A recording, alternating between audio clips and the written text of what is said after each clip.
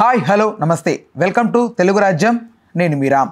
సత్యం రామలింగరాజు గారిని వైఎస్ జైలుకు పంపారని, రఘురామకృష్ణంరాజు గారిని జగన్మోహన్ రెడ్డి గారు ఇబ్బంది పెట్టారని రాజులంతా కూడా ఒకానొక టైంలో వైఎస్ గారికి వైఎస్ఆర్సీపీ పార్టీకి కూడా కొంచెం వ్యతిరేకంగా నడుచుకున్నది వాస్తవంగా చాలామంది చెప్పుకుంటూ వచ్చారు. అయితే ప్రధానంగా మొన్న పిఠాపురంలో ఉన్నటువంటి ఈ ఎవరైతే మన వర్మ గారు ఉన్నారో ఈయనకు సంబంధించి జరుగుతున్న విషయం మేరకు క్షత్రియ సామాజిక వర్గం కూడా టీడీపీని వ్యతిరేకిస్తున్నట్లుగా కొంతమంది మాట్లాడుతున్నారు. At the same time Janasena versus టీడీపీగా జరుగుతున్న ఈ అలజడులు కూడా ఓవరాల్గా కారణం ఏంటి అనే అంశం గురించి ప్రముఖ పొలిటికల్ అనలిస్ట్ కేఎస్ ప్రసాద్ గారు ఉన్నారు. ఆయనతో మాట్లాడే మరిన్ని వివరాలు తెలుసుకుందాం. సార్ నమస్తే. నమస్తే అండి. అదే సార్, క్షత్రియ సామాజిక వర్గం ఎంతవరకు ఏంటి, అసలు వాళ్ళు హట్టింగ్లోనే ఉన్నారంట ఓవరాల్గా రాజులకు జరుగుతున్న అన్యాయం గురించి? గతంలో వైఎస్ఆర్ టైంలో కూడా ఇద్దరుని ఇబ్బంది పెట్టారని వాళ్ళు కొంచెం హట్టింగ్ ఉంది. బట్ ఇప్పుడు ఇట్లా జరగడం వల్ల టీడీపీకి నష్టమా లేకపోతే జనసేనకి నష్టమా? నిజంగా అంత హట్టింగు అంత ఇది ఉన్నప్పుడు రఘురామకృష్ణరాజు గారి విషయం, సత్యం రామలింగరాజు గారి విషయం ఒకసారి మాట్లాడదాం. సార్, రఘురామకృష్ణరాజు గారు వైఎస్ఆర్సీపీ నుంచి గెలిచిన ఎంపీ.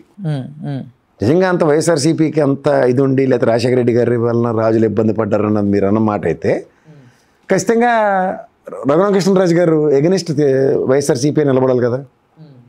ఆయనే వైఎస్ఆర్సీపీలో నిలబడ్డాడు. తర్వాత రామలింగరాజు గారి ఫైనాన్షియల్ ఇర్రెగ్యులారిటీస్ మీద మైటాస్ తాలూకది సత్యం మీద ఆనాటి సిబిఐడి కేసుల విషయంలో అది what way they are connected with. ఇప్పుడు రియల్ ఎస్టేట్ వ్యాపారంలో ఊరికే డబ్బులు పంపు చేసి మొత్తం ఉభయ గోదావరి జిల్లా నుంచి దొరికిన గాటి తీసుకొచ్చి రాజుగారు మొత్తం ల్యాండ్ రొటేషన్ బ్రహ్మాండంగా చేశారు జరిగినంతకాలం.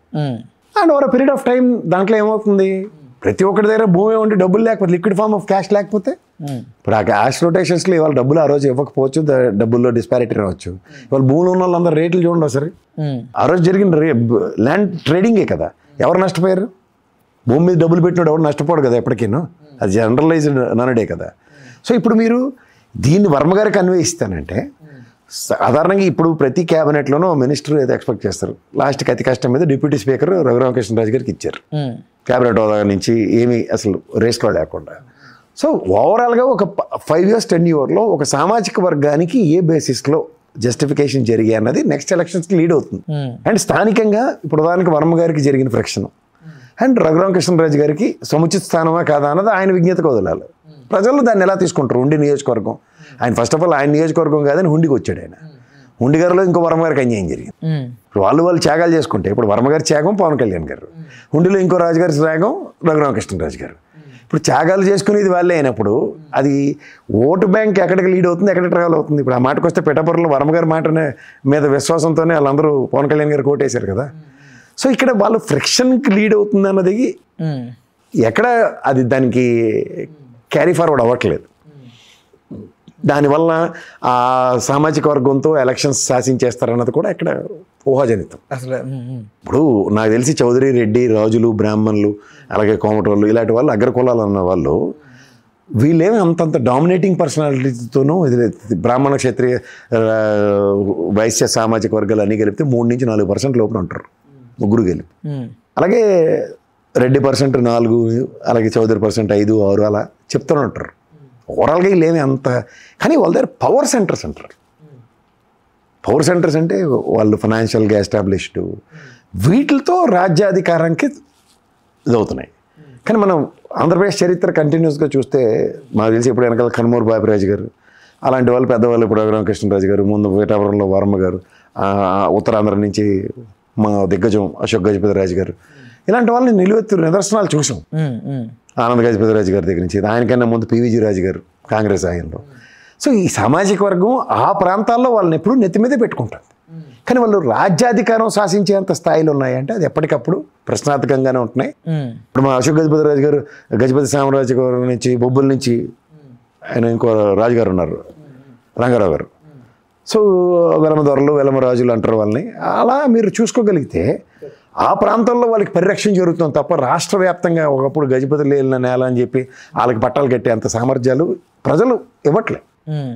ఈవెన్ వాళ్ళు కూడా రాజకీయ క్షేత్రంలో ఒకసారి గెలిచి ఒకసారి ఓడిపోయి అలా ఒడిదుడుకులు ఎదుర్కొంటూనే ఉన్నారు. కానీ నెక్కచ్చిగా పలానా ఇప్పుడు రఘురామకృష్ణరాజు గారు కూడా నియోజకవర్గం మారిపోయి కదా.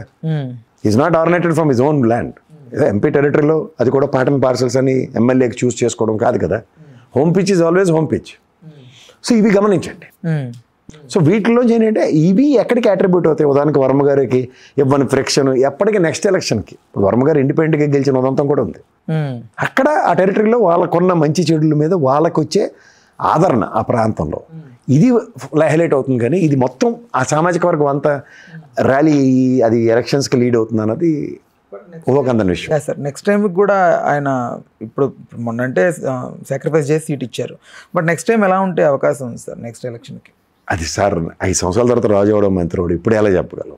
బట్ అయితే ఒకటి నేనైతే చెప్పగలను, నిలకడ లేని పవన్ కళ్యాణ్ గారు నిలకడగా ఈసారి గెలిచిన పిఠాపురం అయితే వర్మ గారి చేతి చలవే. అది ఖచ్చితంగా ఆయనకి ఇప్పటిదాకా భీమవరం ఓడిపోయి గాజువాక ఓడిపోయిన ఆయన ఒకసారి గెలిచిన తర్వాత ఖచ్చితంగా ఒకసారి దాన్ని బేస్ చేసుకుంటాడు.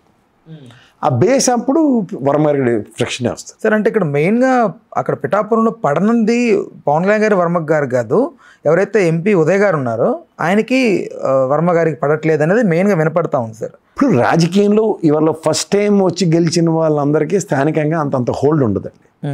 హోల్డ్ లేనప్పుడు హోల్డ్ కోసం ట్రై చేసి దగ్గర ఫ్రిక్షనే ఉంటుంది. ఇప్పుడు నేను వచ్చి మీ స్టూడియోకి వచ్చి ఇద్దరు కెమెరా మనల్ని నేను గదమే ఇలా పెట్టాలా ఫ్రేమ్ అన్నప్పుడు ఒకసారి బాగానే ఉంటుంది, ఏదో ఆయన ఎక్స్పెరిమెంట్ చేస్తారు కదా.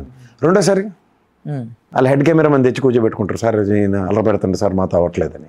నెక్స్ట్ మీరు కూడా మేనేజ్మెంట్కి సార్ ఆయన వచ్చి గోల పెడుతున్నప్పుడు మీరు చెప్పేది సార్ అది మనకు సంబంధం లేని విషయం సార్, మనం దిస్ ఈస్ కాల్డ్ టాలరెన్స్. ఈ టాలరెన్స్లో ఏంటి అండర్స్టాండింగ్ బాగుంటే ఓకే సార్ పోలేండి సార్ మనకి ఎందుకు లేదు అనుకోవడం కాదు.